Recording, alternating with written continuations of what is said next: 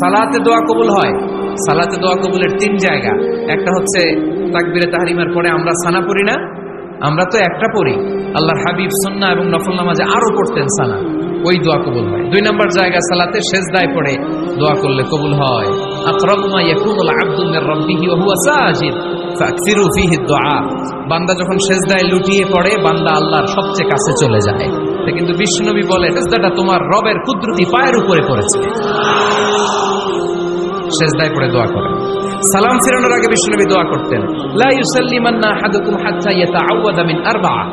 আল্লাহর হাবিব বললেন 4 জিনিস থেকে পানাহ না আছে আমার কোন উম্মত যেন সালাম না ফিরায়। তারা যেন পড়ে আল্লাহুম্মা ইন্নী আউযু বিকা মিন আযাবিল কবর, আউযু বিকা মিন আযাবি জাহান্নাম, আউযু বিকা মিন ফিতনাতিল মাহইয়া ওয়াল মামাত, আউযু বিকা মিন ফিতনাতিল মাসিহিদ দাজ্জাল। আল্লাহ কবরের আযাব থেকে বাঁচাও, আল্লাহ জাহান্নামের আগুন থেকে বাঁচাও, আল্লাহ জীবন মরণ। দোয়া কবুলের 5টা শর্ত। এই কথা বলে আজকের আলোচনা শেষ। এই যারা বলেন দোয়া কবুল হয় না, দেখেন নিজেদের সাথে মিলে কিনা। এই 5টা শর্ত যদি পাওয়া যায় মুহূর্তেই আপনার দোয়া আরশে যে নক করবে।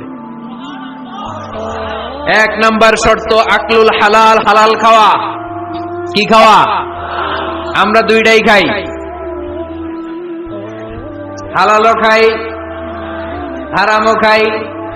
বেশি খাই কোনটা? হ্যাঁ, কি খান? আমি কই নাই কিছু, আপনারাই কইছেন।